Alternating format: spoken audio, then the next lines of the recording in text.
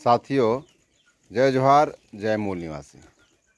साथियों, मनुष्य का नस्ल अथवा डीएनए कितने प्रकार के होते हैं? मनुष्य बनाम अन्य जीव। साथियों, जिस प्रकार प्राणी जीव हो या वनस्पति, सभी का अपना अपना नस्ल, बनावट, आकृति, गुणसूत्र, बीज, स्वभाव, वंश, खून इत्यादि में कई अंतर पाए जाते हैं, जिसकी जानकारी के अभाव में हम अपने नस्ल अथवा डीएनए का संरक्षण कभी नहीं कर सकते। इसके विपरीत नष्ट करने का काम जरूर कर रहे हैं। अतः आइए जानिए अपनी नस्ल या डीएनए के बारे में, जानिए और अपने आप को पहचानिए। पहला है व्यक्तिगत नस्ल अथवा डीएनए। साथियों, जिस तरह धरती के सभी जीव एवं वनस्पति का अपना अपना निश्चित बीज पाया जाता है, ठीक वैसे ही हर मानव के शरीर में भी अपना व्यक्तिगत नस्ल या गुणसूत्र या वीर्य होता है। यही कारण है कि हर प्राणी अपनी इस नस्ल को ज़्यादा से ज़्यादा बढ़ाने में जीव जान लगा देता है। किंतु मानव ही एक ऐसा प्राणी है जो कि अपने नस्ल को ख़त्म कर रहा है। क्यों? क्योंकि वह अपने डीएनए को जानता नहीं है। दूसरा है नर नारी का डीएनए। आज यदि जीवों में अंतर किया जाए तो दो तरह के जीव पाए जाते हैं, और वह है एक नर और दूसरा नारी। गौरतलब है कि नर और नारी का बनावट, स्वभाव एवं खून में भी फर्क पाया जाता है। या यूँ कहें कि नर का डीएनए एक समान एवं नारी का डीएनए एक समान पाया जाता है। इसलिए कहा जाता है कि धरती पर दो ही जात हैं, एक नर और दूसरा नारी। किंतु जानकारी के अभाव में यह पाया जाता है कि आज कितने नर हैं जो नर को बचाने का काम कर रहे हैं, और आज कितने नारियां हैं जो कि नारीत्व को समझ पा रहे हैं। ठीक इसके विपरीत नर हो या नारी, सबसे पहले अपने ही डीएनए के खिलाफ हैं। नारी का उपयोग तो सिर्फ और सिर्फ खेत के रूप में इस्तेमाल किया जा रहा है। फिर भी सभी आज चिड़ी चुप क्यों है? इसलिए कि उन्हें डीएनए का पता ही नहीं है। तीसरा है वंश का डीएनए। साथियों, मानव जीवन का सबसे छोटा इकाई है हमारा परिवार। और परिवार इसलिए बना क्योंकि यहाँ एक डीएनए के लोग रहा करते हैं। यही कारण है कि किसी भी परिवार के बीच स्वभाव हो या चाल चलन हो, आचरण हो, जिसमें बुनियादी अंतर पाया जाता है, जिसके जानकारी के अभाव में हम अपने वंश परिवार को बचाने के बजाय, दुश्मनों से लड़ने के बजाय अपनों से लड़ रहे हैं, अपने वंश को ही ख़त्म कर रहे हैं। खून की कीमत अदा करने के बजाय खून के प्यासे हो गए हैं। वंश के वाहक बनने के बजाय पतन का कारण बन रहे हैं। परिवार रूपी डीएनए के साथ खिलवाड़ कर रहे हैं। यह इसलिए हुआ क्योंकि हम वंश रूपी डीएनए को नहीं जानते हैं। चौथा है गोत्र का डीएनए। साथियों, जब इंसान परिवार से आगे निकलता है तो वह एक गोत्र में पाया जाता है। इसका पहचान एक गोत्र से बनता है। गोत्र के आधार पर एक है खुरा परिवार तो दूसरा है कुटुंब परिवार। इस दोनों परिवार के बीच का डीएनए अलग अलग पाया जाता है। यही कारण है कि भारतीय संस्कृति में मानव अलग अलग डीएनए डीएनए अथवा गोत्र के साथ शादी विवाह का संबंध रचाता है, क्योंकि एक डीएनए के लोग आपस में खून के भाई भाई होते हैं। उनके साथ गलत संबंध नहीं जोड़ा जा सकता है। किंतु खेद की बात यह है कि खुरा परिवार हो या कुटुंब परिवार या दोनों परिवार मिलकर भी अपने डीएनए को बचाने के लिए क्या कर रहे हैं? कुछ भी नहीं। बस बिगाड़ने का काम ही हो रहा है।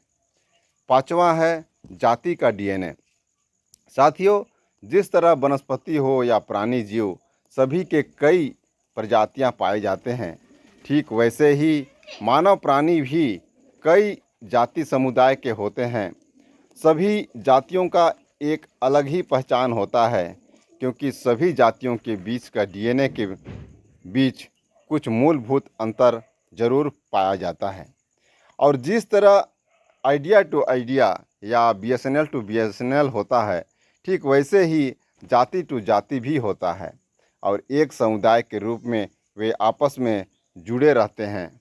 अब सवाल यह है कि ब्राह्मण को छोड़ कौन सा जाति ऐसा है जो कि अपने नस्ल या डीएनए को पहचान सका हो और अपने समुदाय की रक्षा की सोची हो।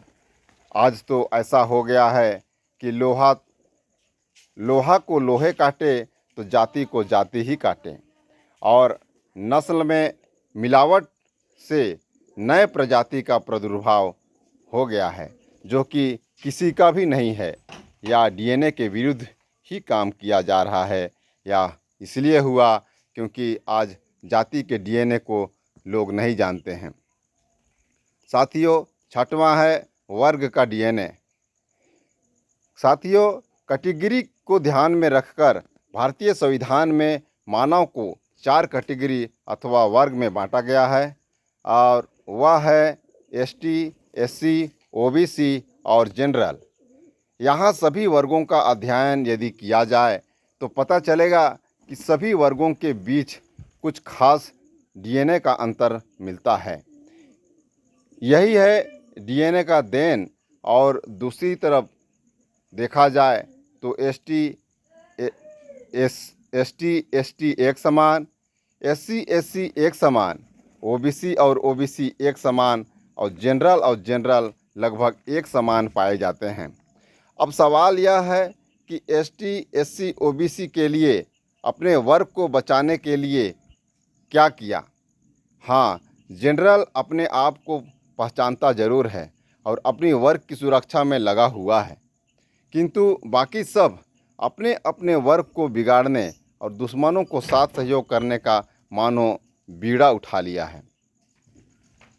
ये इसलिए हो रहा है क्योंकि आज हम अपने वर्ग का डीएनए को जानते नहीं हैं। सातवां है क्षेत्र का डीएनए। साथियों, क्षेत्रीयता को यदि देखा जाए तो भारत में 2 प्रकार के लोग पाए जाते हैं। एक है मूल निवासी और दूसरे हैं विदेशी, जिसका एक प्रमाण तो यह है कि मूल निवासी यहाँ शुरू से रहने वाले लोग हैं और विदेशी बाद में बाहर से आने वाले लोग हैं। और दूसरा प्रमाण यह कि यहाँ के मूल निवासियों का डीएनए और बाहर के से आने वाले लोगों का डीएनए अलग अलग है। भारत के मूल निवासियों का डीएनए के अंतर्गत इसके अंतर्गत एसटी, एससी, ओबीसी, माइनॉरिटी एवं महिलाएं आते हैं, और विदेशों का डीएनए जिसका नाम R1A1 है, जिसके अंतर्गत जनरल यानी सवर्ण आते हैं, जो कि यूरेशिया में पाए जाते हैं। इस तरह क्षेत्र के अनुसार वहाँ के प्राकृतिक वातावरण एवं सामाजिक माहौल के मध्यस्थ अपना अपना डीएनए का निर्माण होता है। अब ये बातें कितनों को मालूम है? मालूमात ना होने का फल यह हुआ कि हम भारत के मूल निवासी एसटी, एससी, ओबीसी, माइनॉरिटी एवं महिलाएं आपस में अपना डीएनए को बचाने के बजाय लड़ मर रहे हैं, और बाहरी विदेशियों को जो कि हमारे साथ दुश्मनी का व्यवहार किया है, बावजूद इसके भी उन्हें बढ़ावा दे रहे हैं, जो कि हमारे लिए बहुत बड़ा घातक साबित हुआ है। ये इसलिए हुआ क्योंकि हम अपने डीएनए को नहीं समझ पा रहे हैं। साथियों, 8वां है स्वभाव का डीएनए। साथियों, जिस प्रकार पशु पक्षी हो या कीड़े मकोड़े, इनकी फितरत 2 प्रकार के होते हैं। एक है सीधे साधे मासूमियत और दूसरे हैं कीटभक्षी, शिकारी एवं आक्रमणकारी। ठीक वैसे ही मानव में भी दो प्रकार के डीएनए पाए जाते हैं। एक तरह है सीधे साधे भोले भाले मासूम लोग, तो दूसरे तरफ हैं नरभक्षी, आतंकी, आदमखोर, षड्यंत्रकारी और मानव विरोधी लोग। जिस तरह बकरी और सियार में कभी दोस्ती नहीं हो सकता, जहरीले सांप को कितना ही दूध पिलाओ, प्रेम कभी बढ़ता नहीं। घोड़ा घास से दोस्ती करे तो खाएगा क्या। इस तर्ज पर सभी साथी लोग इंसान मासूम जीवों को खाने का काम कर रहे हैं, और हमें कब भनक लगेगा, जब हम अपने डीएनए को पहचान सकेंगे तब। आज ऐसा हो गया है कि मासूम आदमी खुद ब खुद दुश्मनों का चारा बनने जा रहा है। बदमाशों के गिरोह में शामिल होकर खुद को कुर्बान कर रहा है। ये इसलिए हुआ क्योंकि उनको डीएनए का पता नहीं है। साथियों, ये बातें मैं इसलिए बता रहा हूँ क्योंकि इसी डीएनए के जानकारी के अभाव में आज लोग व्यक्तिगत डीएनए हो या सृष्टिगत डीएनए, वंशानुगत डीएनए हो या पारिवारिक डीएनए, जातिगत डीएनए हो या वर्गानुगत डीएनए, क्षेत्रगत डीएनए हो या मूल स्वभाव का डीएनए, सबको खोते जा रहे हैं। यही कारण है कि एक तरफ अन्य जीव जंतु अपने सभी डीएनए को पहचानते हैं। पहचानने का अर्थ यह हुआ कि एक डीएनए वाले एक साथ रहते हैं और दुश्मन डीएनए वालों से सदा सावधान रहते हैं।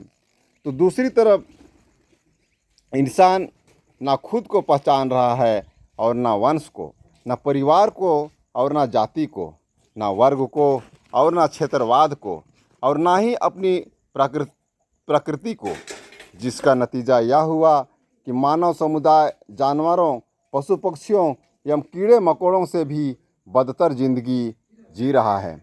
अपने डीएनए वालों के लिए जो कर्तव्य एवं जिम्मेदारी निभाना तो दूर, सब कुछ बिगाड़ने में तुला हुआ है। किसी को भी अपने पराये की पहचान नहीं, बल्कि दुश्मनों को ही अपना हित एवं अपनों को पराया मान बैठे हैं। उधर दुश्मन तो दुश्मन है, वह कभी हमारा हित साधक नहीं बन सकता है। बस दिखावे के लिए लोलो चप्पो जरूर करता है और मौका पाकर नरेटी काट लेता है। ये दुश्मन डीएनए के लोग इतने जहरीले होते हैं कि सांप का कांटा बच जाए, किंतु इनका डसा कभी बच नहीं सकता। इसलिए साथियों, यदि आपको अपनी डीएनए प्यारी है, अपनी डीएनए को बचाना चाहते हैं, वंश को बरकरार रखना चाहते हैं, आपस में मेल प्रेम से रहना चाहते हैं, दुश्मनों से अपने आप को, अपने वंश को, अपने परिवार को, अपने जाति को, अपने समाज को, अपने क्षेत्र को बचाना चाहते हैं, तो एक डीएनए वालों को भली भांति पहचानना होगा। अपने डीएनए समुदाय को दुश्मनों से बचाना होगा। ये तब होगा जब हम अपने डीएनए को भली भांति समझ सकेंगे, अन्यथा हमारा खात्मा तय है, जिसका प्रमाण सामने है। आपसी लड़ाई एवं जनसंख्या में कमी। हमारे पुरखे अपने वंश को ज़्यादा से ज़्यादा बढ़ाने का कंपटीशन करते थे, तो हम घटाने का बीड़ा उठा रहे हैं।